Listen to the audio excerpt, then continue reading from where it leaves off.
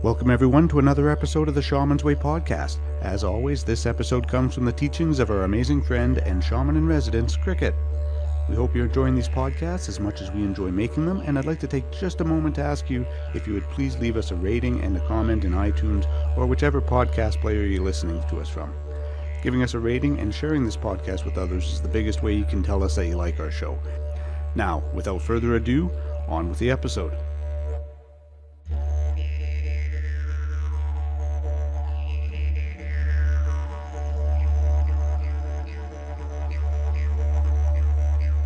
Hail and hello to everyone who has joined us here today, to my welcome back, my constant listeners, and welcome back to my semi-constant listeners, and hello, a special welcome to my brand new listeners.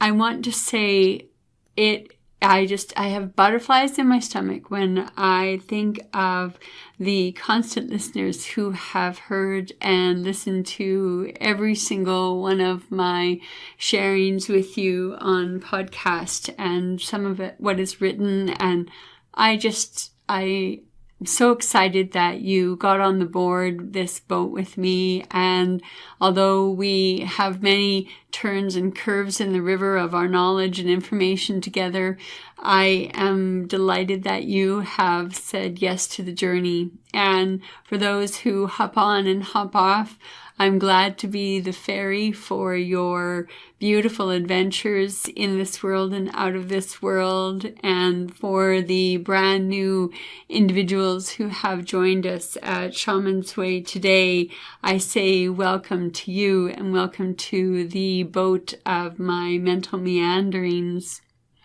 As this is a very, very special podcast, I wanted to dedicate it to my listeners.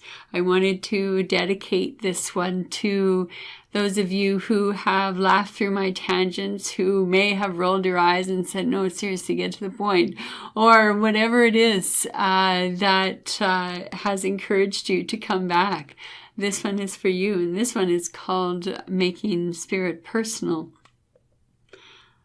I want to share some of the ways that bringing spirit into your daily life is ways of bringing relationship. Now, I know that there are listeners who have a daily practice, who have a monthly practice, who have different practices that they already follow. But I also know that there are a good number of my listeners and a good number of those of us and soldiers on the path of spirit that sometimes we forget to create a path, or we don't always know how to create a path for spirit to come from that place into this place, from their spirit, their space into our space. One of the very first ways that I brought spirit into my house and became a reminder of my relationship to spirit was to create altars for the directions. As you know, I don't really work with a lot of deity. I don't work with very much in regard to changing altars for the seasons. That's just not my version of reality. But I do have altars that I shift and change for the directions in my house, and they're not all in one room. So it is my way of creating that relationship between the directions and my space. So that's what I very first started. I didn't have a relationship to seasons in the way that spiritually was. I knew what it was as a girl coming off the farm and still recognizing seasons, but I didn't display that relationship in my presentations for spirit.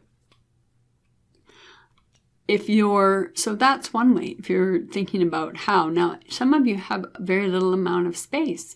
So one of the things that I really like is a portable altar. And I think I've talked about this before, but there are ways of making altars, or there are ways of making packages that are representative of yourself Many of you carry stones.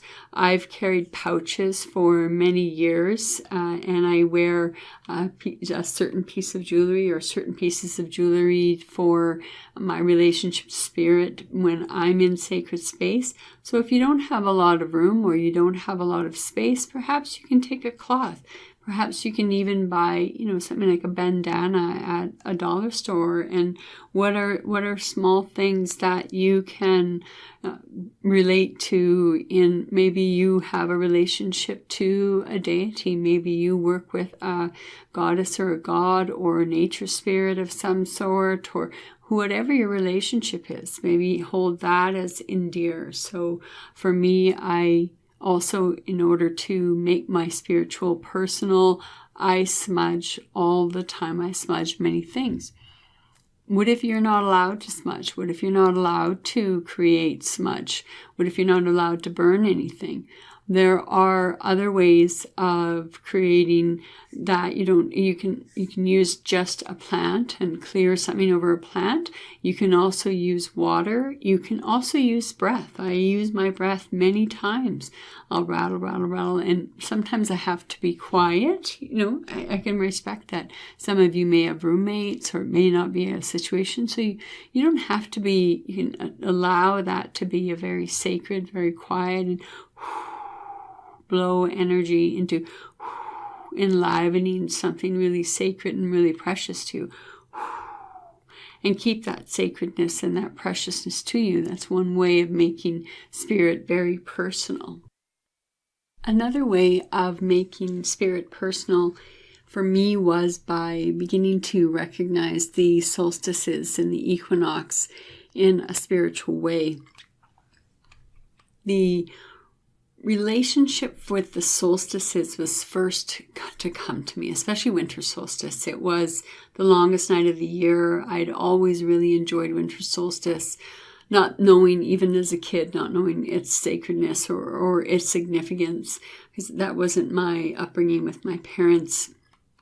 So when I began to delve into shamanism and delve into some of the spiritual lessons and messages, I first associated with winter solstice. I like the north. The north is a beautiful, place for me. I like the energy of the north. I like the ancestors of the north.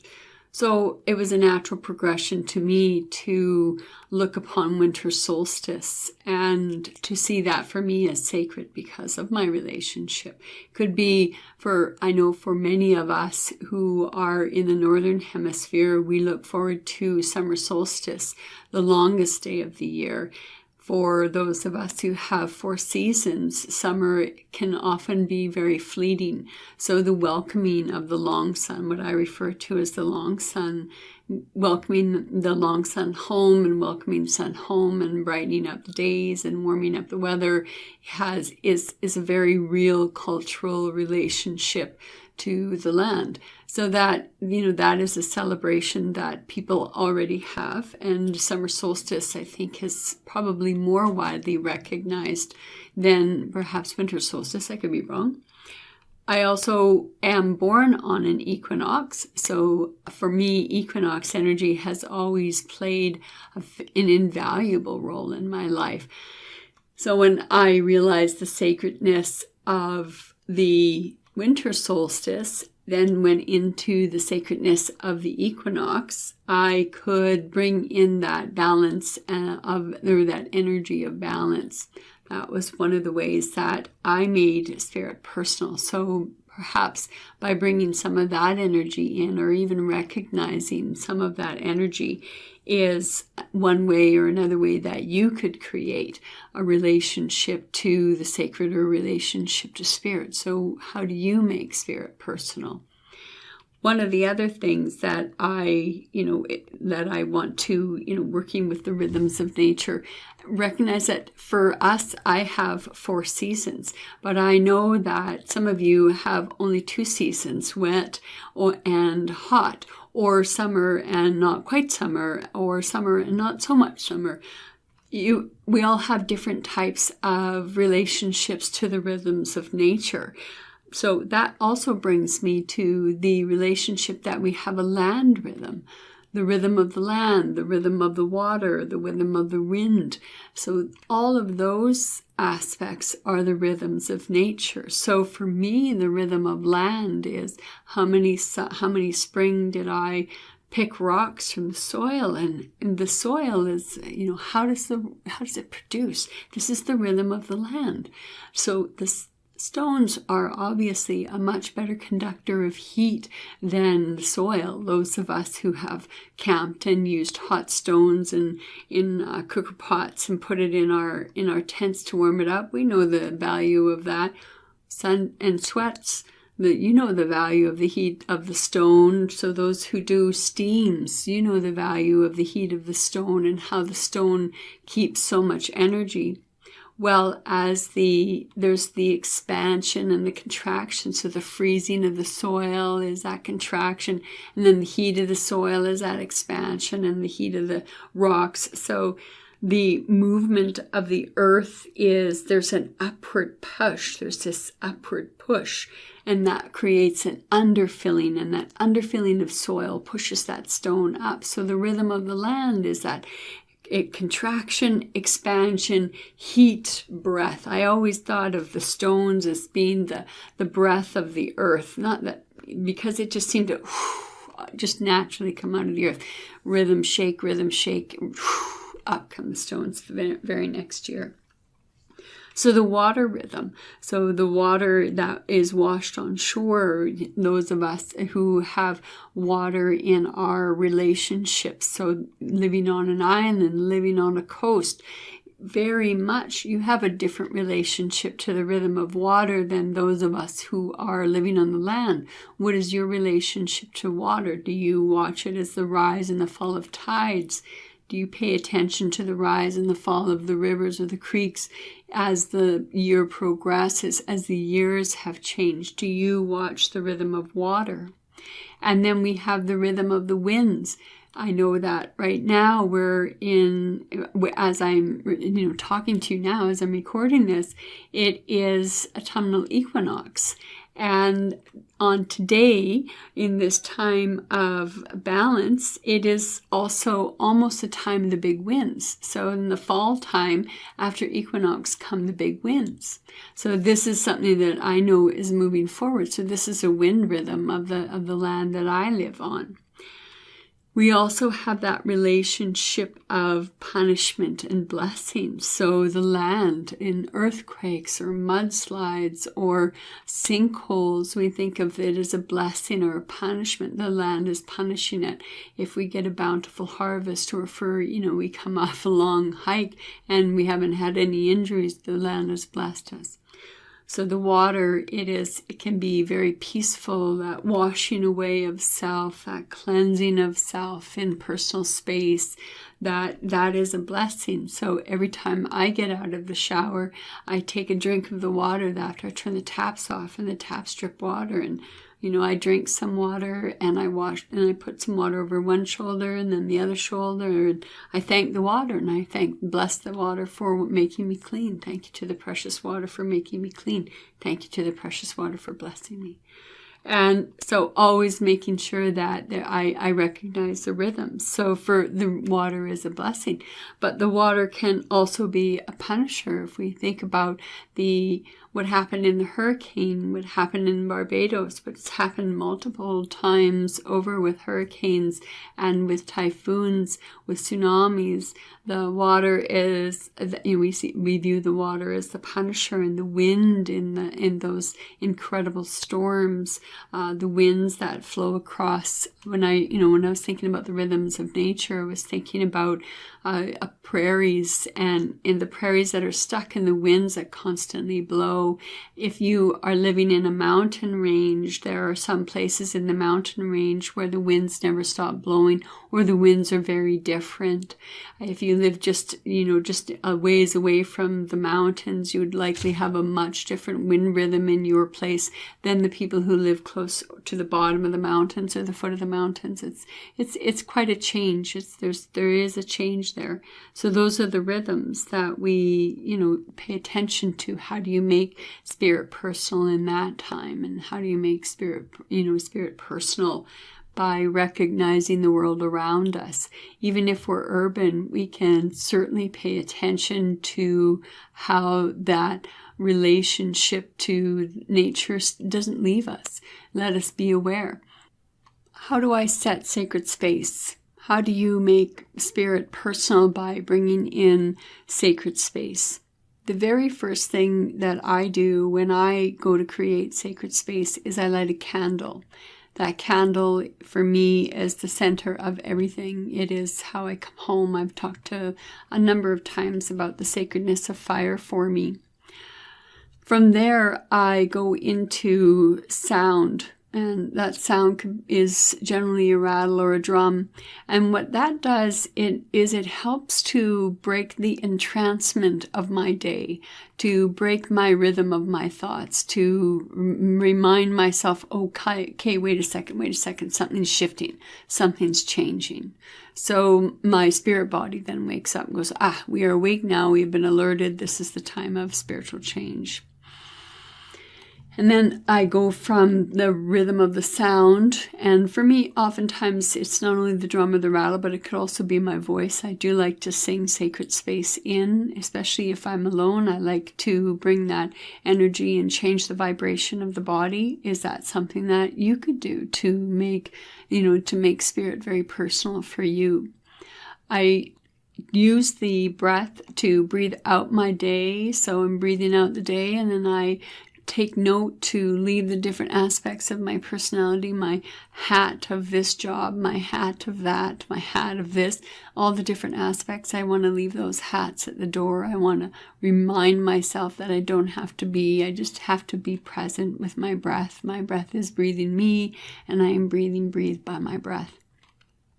And then I sit quietly in meditation, and this is when I open my back door of consciousness. That's how I view it. And I allow my other senses to awaken. And again, this is here. So here we have the entrancement of spirit. I'm getting out of the entrancement of my day, and I'm working into being entranced with spirit, to being in relationship with spirit. So these are the first three things I do. So I make the sound, come into my breath. I love to do the breath work, come into meditation, silence, and then I allow my inner eye and my inner ears, whatever it needs to take effect. The next thing that I do is I smudge the area that I'm using. And the very first thing that I do is the very first round of smudge. I smudge a room 3 times, regardless of the size. The first time is for me. So I smudge myself out of the way, and I say prayers to stuff. So brain, get out of the way, ego, get out of the way, thoughts, get out of the way. And so as I'm smudging, and I'll hit myself with the feathers, really for me, it's about getting myself out of the way. And then the second round that I do it to get other people's spirits out of the way. So if there's something left in the room, or if there's something that's come up, like if I'm doing a public gathering, then I go around the room and I tell the other spirits, the spirits that aren't mine, to just leave, step out, do whatever you need to do, just get out. And then the third is to invite the spirits in. Once I've cleared everything out, now I've created a clean space, and then I invite the spirits in that are going to work with me in sacred ceremony. I also do this counter sunwise. I start in the east, and then I head my way to the south and end up in the east again. I clear a bit. That's how I clear, is I clear in a counter sunwise, or for some people, for widdershins is the word widdershins, not for widdershins. Widdershin. That, for me, is how I get into sacred space. And then from there, I take my candle that I lit at the very beginning, whether I'm doing this for myself or if I'm doing this for public. And if I'm going to create an altar, I take that candle and I put it in the center of what my altar will be. Of course, if I'm using an altar cloth or a cloth, then I'm going to put that down first. And then from there, it's the center candle. I build the altar around it. The center candle may not stay in the center. It may light a larger candle, but there is always a candle that has started from start to finish. And that's an important part for me in making personal space. What would be important for you? Would it be important for you to put something that represents your spirits in every area? Would that be able to get you out of the way? Would you, instead of using smoke smudge, would you use water smudge? Would you use water? Would you be able to take water? And I've used evergreens and cedar branches that I've taken from the trees and smudged the area that way.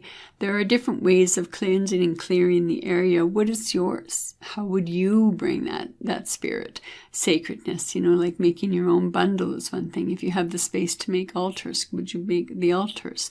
If we're setting sacred space, how do you set in sacred space? I do like the sound. I like that vibration. I like it in that essence of shaking up my exterior self or breaking open the exoskeleton and letting, that aspect of me just be free. I like the breath, because the only place I can be when I'm breathing is present. I let that the bullshit of the day just get the fuck out and leave me alone. And now I know some of you have monkey mind, and I'm sorry if you've been trying for a long time and you still can't journey. And I really do encourage you not to give up. But, if you're at the point of giving up, then I'm going to encourage you even more not to give up. But that's not the point of the story, right? The point of the story is, how do we make spirits personal? The next thing, once I've built the altar, and there are many different types. If I'm working with an internal problem, then what I will do is I'll make an altar space, and I'll make an altar space with a spiral. And I will put whatever it is that I'm frustrated or trying to figure out or trying to see. If I want my perceptions changed, how do I see it? I put that in the center, and then I work my way, sometimes with breath and with awareness, sometimes through singing and by bringing the inspiration, sometimes by whistling to the stones and allowing the stones to speak to me, sometimes by journeying. But for me, that's one of the ways that I work in sacred space. If I'm doing a ceremony for an equinox or for a solstice, then I'm going to use those pieces that represent that energy that I'm trying to bring in. If I'm working with one of the Finnish gods and goddesses that I work with then I would have representations for them. But if that's not your reality, then what are you going to bring into the center? How would you make sacred time or sacred space? How would you create a relationship in sacred time and sacred space? So I'm giving you ideas, not that you haven't had these before, about bringing the physical. One of the aspects of making a physical altar, making a physical relationship, is that it becomes a conscious reminder. So we're asking the unconscious to remain conscious. We're asking the unconscious to step forward. We're asking our perceptions to change. We're asking for our relationship to spirit to change. We're asking for us to work into the mystery.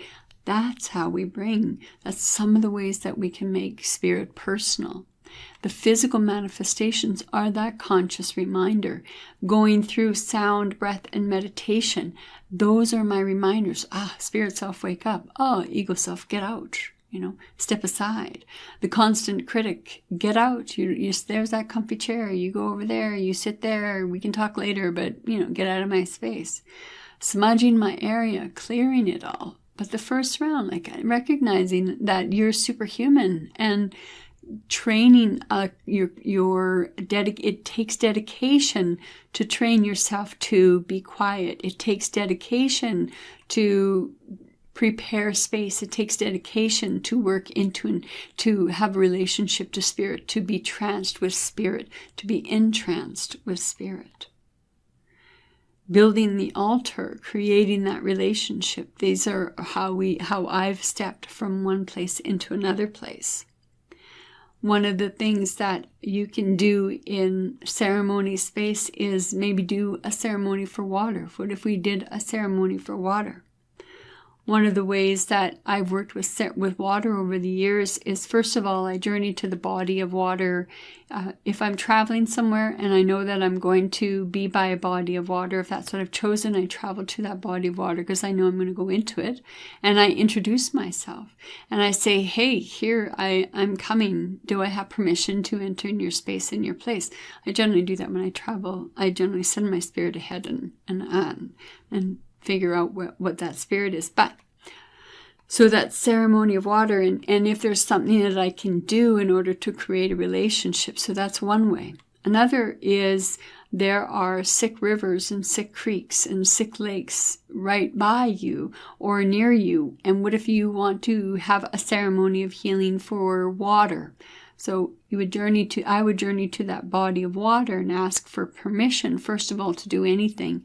And then ask the spirits of water, because sometimes they don't want your help, quite honestly. And sometimes they really want your help. And don't be offended one way or the other. It isn't about you, it's about them. You're being in service, right? So being in service, you can't stand in the place of judgment and go, well, what do you mean you don't want my service? I'm offering you my service. You have to take my service. Get out of judgment. Stand in the place of compassion, understanding, and recognize that sometimes your energy isn't wanted and or needed and or going to make a difference. So if you get permission, bravo, carry on. If you don't get permission, change your focus. What else do you want to do? Right? Do you want to have a better relationship with water in your body? So one of the things that I learned many years ago is to change the energy of acceptance from my body doesn't want it to my body wants it by using a pendulum and by focusing prayers of healing on the water. If you practice Reiki, I know many of you Reiki your food, Reiki the water before you drink it, if there's, that sort of thing. So that could be an aspect of bringing, the ceremony for water in.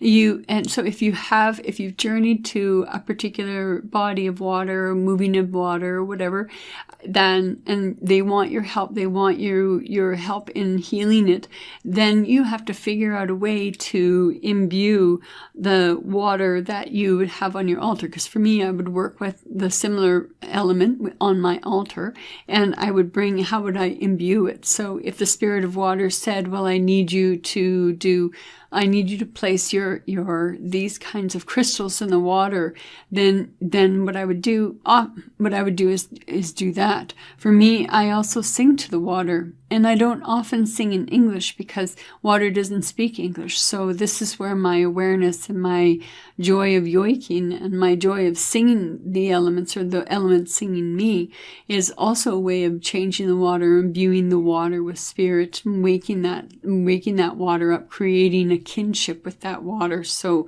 that water has a kinship with me. So when I pour this water that I have, if I have permission to pour this water into the body of water, the lake of the water, then that part of me also I've given that energy of self, so that energy of spirit. This is my relationship. I'm building this relationship in place of, and now this is my relationship. I'm fulfilling my agreement with you. And that may come through prayer, like I said, through singing, through drumming, and then that release process, that release of letting the water go, that release of letting the energy go between the two of you. If you have agreed upon a certain length of time, a certain agreement of relationship or working with the element of water, then that's what you'll have to agree to, and that's what you'll have to do. If you make an agreement with Spirit, for the heaven's sakes, stick with it. Not that you're going to be harmed or blah, blah, blah, blah. I don't know what's going to happen to you. I know that there are times when I've broken my word and it has come back to severely bite me in the ass. So I think that it's important that you remember that when you make an agreement or when you make a contract, there may not always be a consequence for not holding up your end of the bargain, but there may be a consequence, not only for you. I don't know what that consequence could be. So just recognize that even though You are separate. Remember that aspect that you are related to these things. You're related to the energy. You're related to whatever you're working with. So it becomes that you can't get away from water because water's in your body. You can't get away from air because air is in your lungs. You can't get away from earth because earth is your skeleton. You can't get away from, right? Because here we are, macro, micro.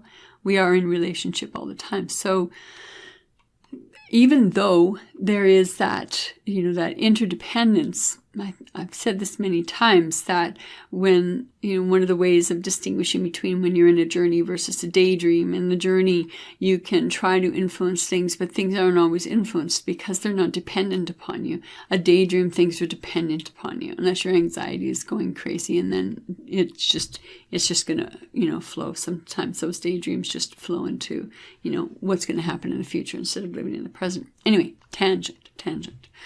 So this is how do we, I've just named several ways of working with water, several ways of working, in relationship to creating health and balance and bounty for the water, to creating healthy and bounty and balance with water that is in your own house, and, bringing it into spirit. I've talked about my different moon waters, so that's part of my relationship to the rhythms of nature and to the rhythms of the moon, so the monthly rhythms or the bi-monthly rhythms.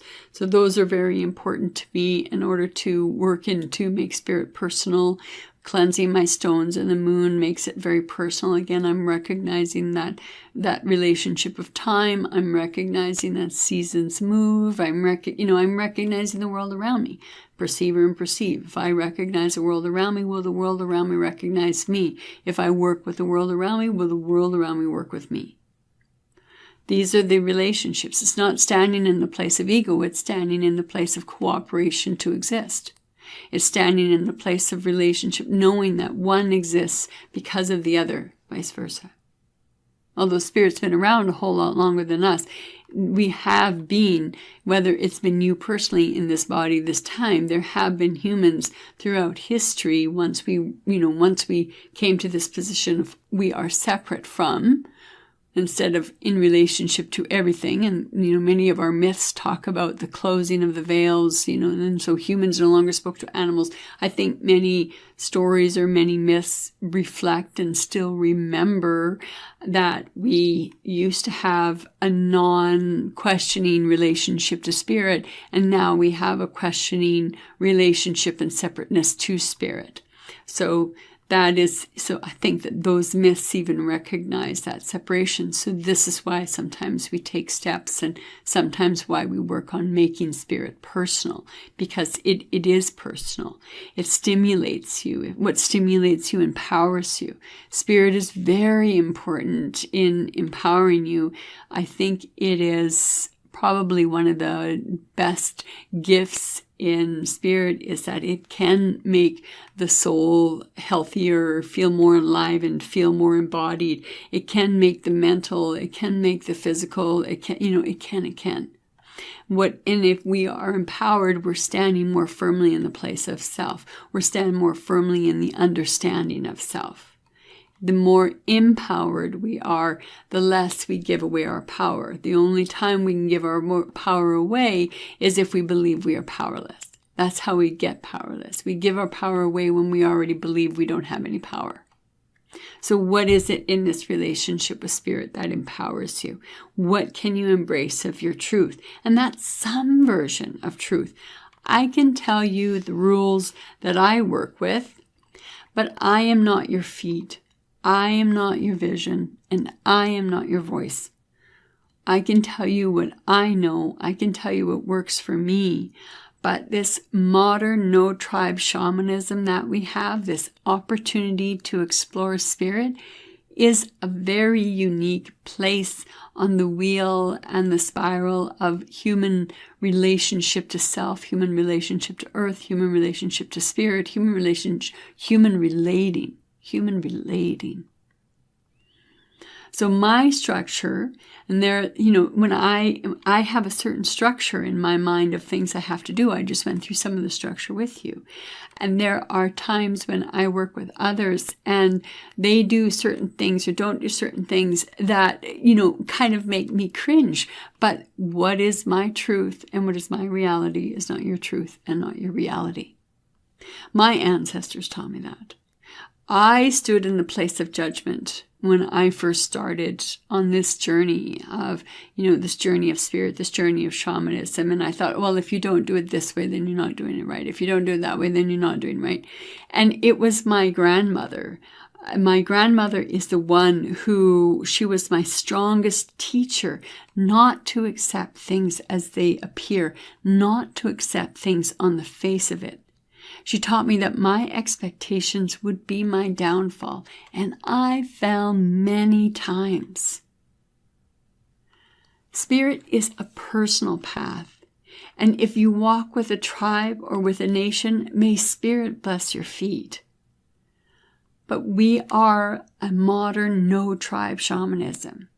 This is really our opportunity to explore ourselves, how to empower ourselves, how to make spirit personal.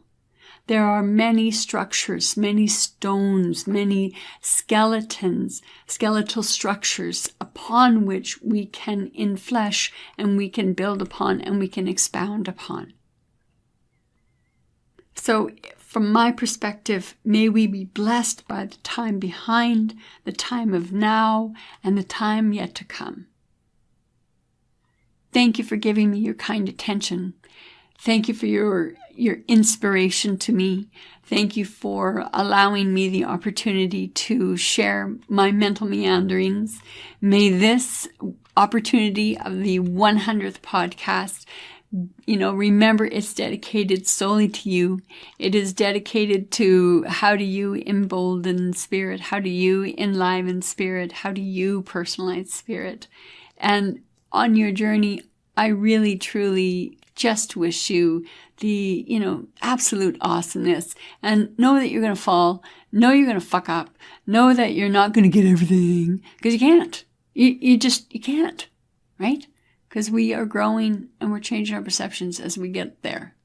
So be kind to yourself, be kind to others, but be kind to yourself. Thank you again for joining us here on the Shaman's Way podcast. If you have any questions, would like to make a request for a future episode, or if you're looking for other shamanic resources, including free drumming tracks, please visit us at shamansway.net. Until the next episode, be well, everyone.